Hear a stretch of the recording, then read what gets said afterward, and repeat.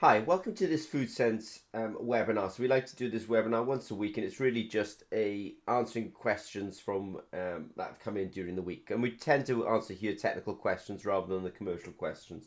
The commercial questions in terms of cost, and also things like cost can be found by contacting us through the website. But that said, let me go forward. So we are going to talk about the FoodSense Generation 4. I do have a FoodSense Generation 4 in front of me today. And shortly I will be doing some testing of some chili products. The reason being is that will allow me to run through the consumables that are used when testing, let's say, chili products. So I do have questions. Now it's probably worth saying that if anyone's a client, then we do personal online training. So for example, we were doing training on Friday. We are doing training Friday coming as well. So we always do, we do online training.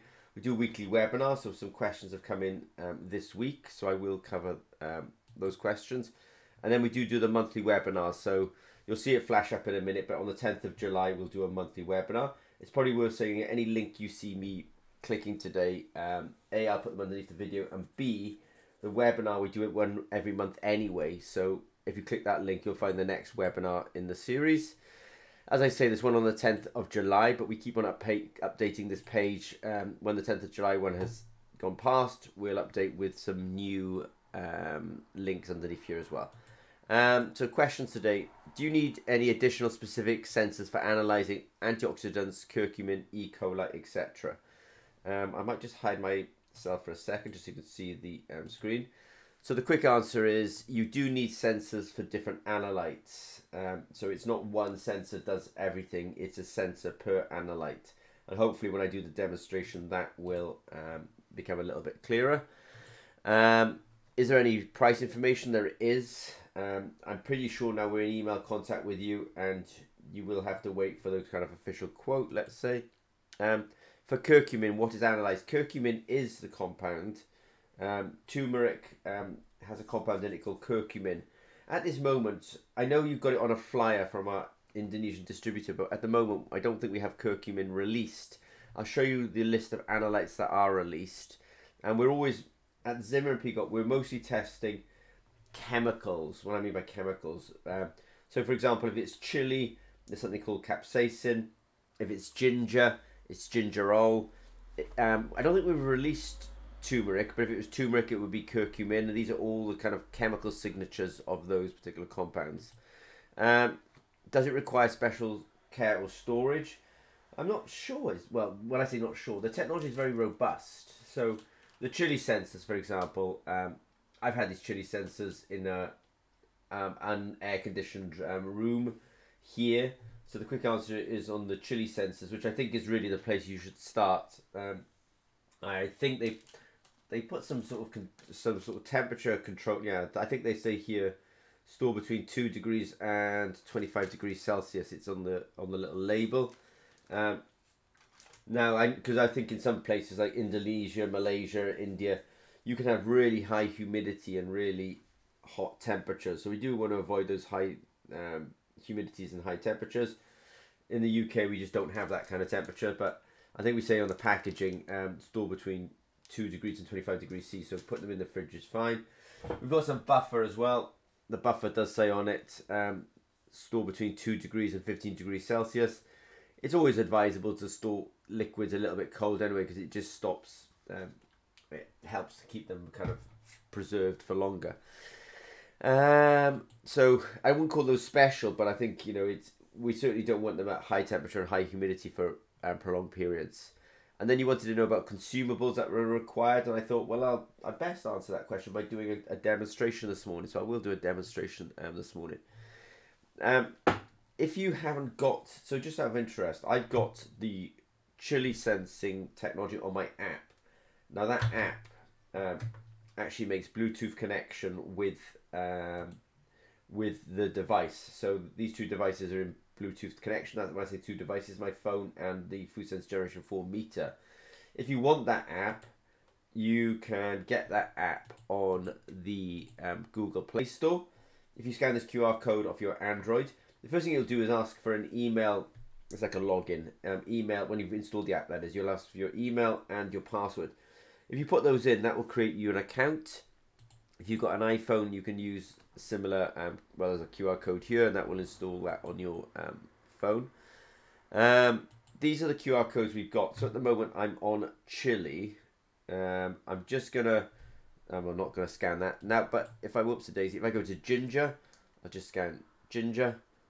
Now I've got ginger. Now I'll scan the next QR code, what we got now, pH. So there's a little button on this app. When I press it, then it wants to go and scan the next QR code. So now I've got pH. Now I want to see what's going on next. Total antioxidative capacity. So I will scan that. Oops, missed it. Yep. So now I've got that on my phone, and then I will scan the last one, which is glucose. Oops, a daisy. So now I have glucose on my phone. So it is a multi-analyte system, but for each one of these analytes, you will need a different sensor.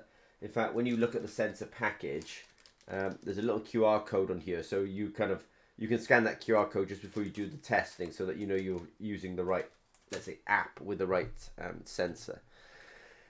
You wanted to know about consumables, and I was just sort of thinking about that a little bit this morning. I thought, oh well, I might as well just do a demo. So I think, tell you what I'll do is I'll just get back to the chili. So at the moment I'm on glucose.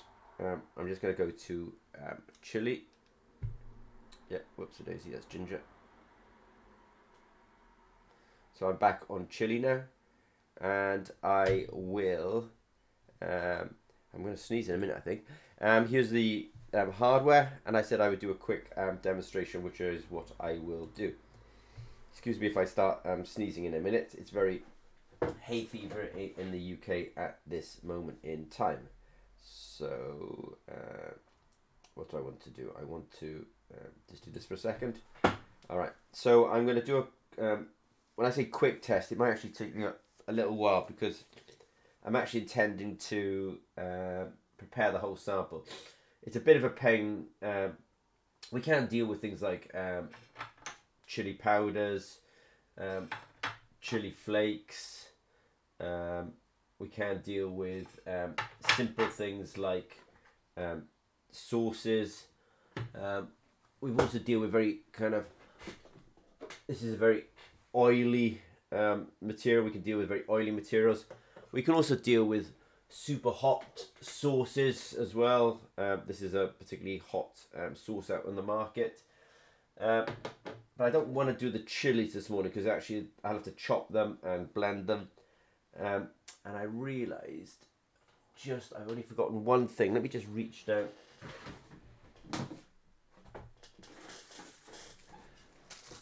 Right, I'm just gonna, because I want to get some, easier for me to do this puree, because the puree is already chopped up. So I'll just do that quickly. Right, just get a bit of that puree out. So the puree is just basically chopped chilies, but it does save me a lot of blending. It's probably worth saying that, when people are doing things like whole product, the more we chop it up, then the finer it is, the easier it is to extract. So I will just, I want to get about 100 grams of this. So I'm just going to get some of this. Oops a daisy.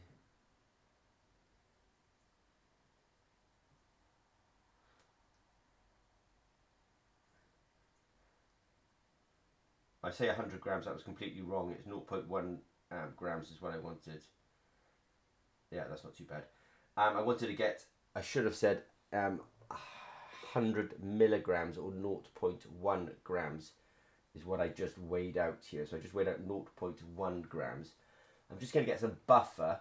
When I say buffer, I'll just turn this camera back on.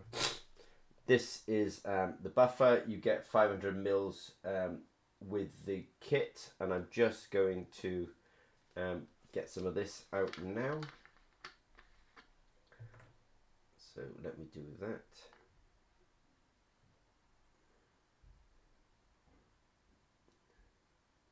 Right, I've got the buffer out. Good, done. And I've also got some of these little tubes. This will give me, this is what I'm going to do the sample in. So what I'll do is, now I'm going to sort of do this in a sort of slightly messy way, because I'm sort of thinking on my feet. I want to get this into this. So what I'll do is I will, just trying to think if this is the best way to do it. I'll give it a go. 1, 2,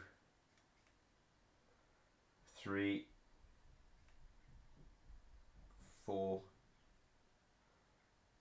5, 6, 7, 8, 9. Right, so I should have stipulated that I actually used a 100 microliter syringe, and I just added about 900 microliters to that 0.1 grams of sample. So I effectively did what's called a 1 in 10 dilution. So I will now go forward and do a little bit more of a let's say a mix.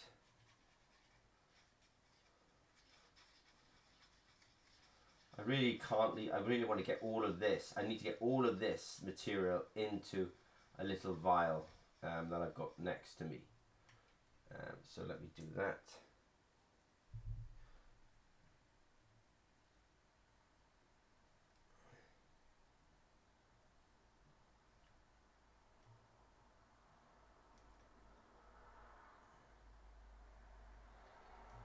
Now, if I wasn't, I'm basically recording all of this in one sitting, so I could have spent a little bit more time being a bit more precise. It's important because any kind of error I make in measuring a volume or any error I make in measuring a mass, that error will end up, affecting my accuracy at the end.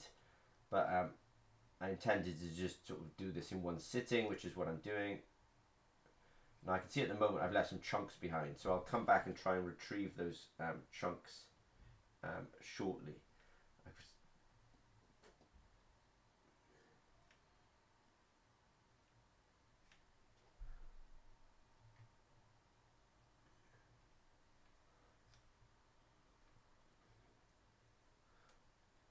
So what I might do now is I just want to get some of these chunks back in.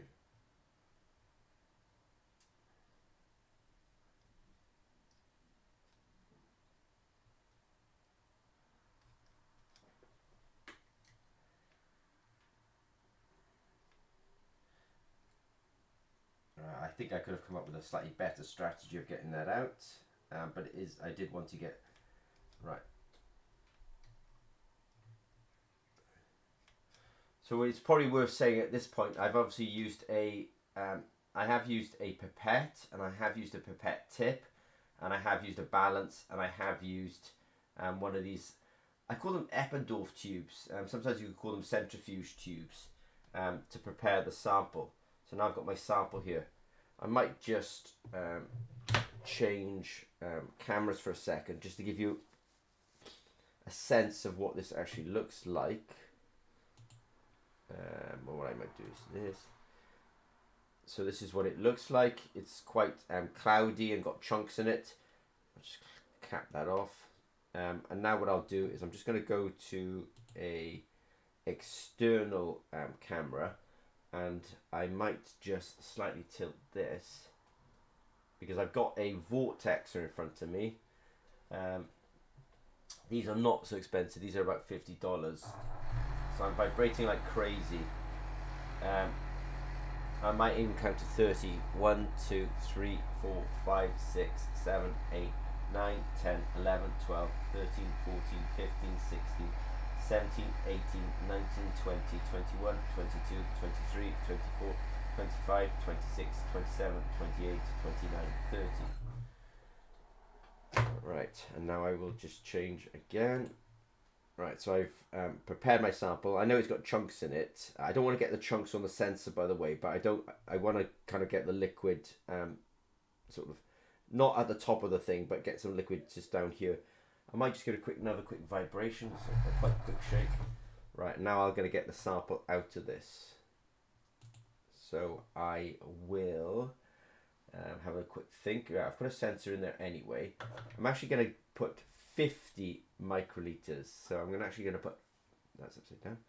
I'm actually going to put 50 microliters of sample onto this sensor. So I'll flick open this. Let me just first of all get the, I might change the camera angle just slightly. I've got the camera angle changed just slightly. I might just change the name slightly. This is a puree, so I'll just change that to puree. Puree 1. Right, so I've changed the name to it. Done. Right, and now I will put the sample on and do the test. And it's probably worth saying I'm using a clean pipette at this point. I've got my sample here. I might just give it a quick vortex just before I do it. Right, then I'll put the sample on.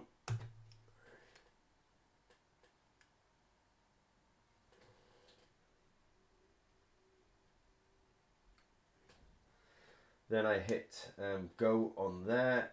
Then I've done what's called a 1 in 10 dilution. I did 0.1 grams in 0.9 milliliters of the buffer. And I will do start measurement, and there we are. It's progressing away at this point. So I did 0.1 grams of this chopped up chili on the balance, and I added 0.9 milliliters of the buffer. So that gave me, as I say, a 1 in 10 dilution. I made sure I vortexed it quite a few times because that helps A, with mixing, and B, with extraction. And basically give me a sort of a more representative answer. So I've come back with a Scoville heat unit. This is quite mild, of 2,177. Might give this a quick... do I want to taste it? Or actually, am I really sure about the... let me have a smell of it. Yeah, it's not that pungent. So it's come back at 2,177 Scoville heat units. But what's nice about the technology is it says, in fact, I might hold my phone up for you for a second here, which I'll do here. So you get results on your phone. So you get Scoville heat units 2,177. It also says upload complete. Now I'm going to show you what that upload complete means. It means that if I never need to, in some way, especially if I'm troubleshooting with clients, or a client is, sort of say, well, how do we know that that result is true? Upload complete means it actually sent the data to a cloud system. So when you created your account here, you also created an account on the cloud, and your data is up in the cloud. And so I can come along here and I can actually see the, let's say, raw signals associated with this, and I can see the kind of calculation. So I can see the date, I can see the time, I can see the name that I gave the file. I can, I am the operator. I can see my raw signal, and I can see my my calculated Scoville heat unit, and I can see how it actually did the calculation as well. And that's a really nice, let's say, feature of FoodSense Generation 4. Now your question is in particular is about consumables. So the consumables, or at least the extra hardware I've used this morning, is pipettes. I used a 50 microliter pipette to put the sample on there. You can get pipettes that are variable. I used a 100 microliter pipette to put that 0.9 mils of sample in. I did use these pipette tips. I did use one of these little centrifuge tubes or Eppendorf tubes. I think the most substantial, let's say, piece of hardware that is different, and I'll just go here, is we also used the vortexer as well. Otherwise, I just used the FoodSense Generation 4. So I think it's, I wanted to do that quick demonstration because I thought that was one of the best ways of actually showing you what equipment you also need in addition to the FoodSense Generation 4. So in question number 1, do you need any additional specific sensors for measuring antioxidants? The antioxidants one, for example, was the TAS sensor. You do need TAS buffer and TAS sensors. Curcumin, we haven't actually, well, we've done it, we've just not released it. The E. coli, we did do a lot of work on E. coli, but we did find, we found that actually some of the companies that were interested in testing E. coli, they're not that interested, so we haven't actually released E. coli. So the only one we've released are the QR codes that you saw earlier on. For curcumin is the molecule. Curcumin is this particular molecule. It's in turmeric and it gives the sort of pungency of turmeric. Does it require special storage? I think you should focus initially on the chili. So the chili got 2 to 15 degrees Celsius, and the sensors on the label say 2 to 25 degrees Celsius, but it's all on the labels. Apart from the materials listed, are there any other consumables? And you saw that there's some hardware. The two consumables I've ended up using are the little centrifuge or Eppendorf tubes, and the little pipette tips are the other consumables that I have used. So if you've got any questions of FoodSense Generation 4, don't hesitate to contact us. Okay, thanks very much.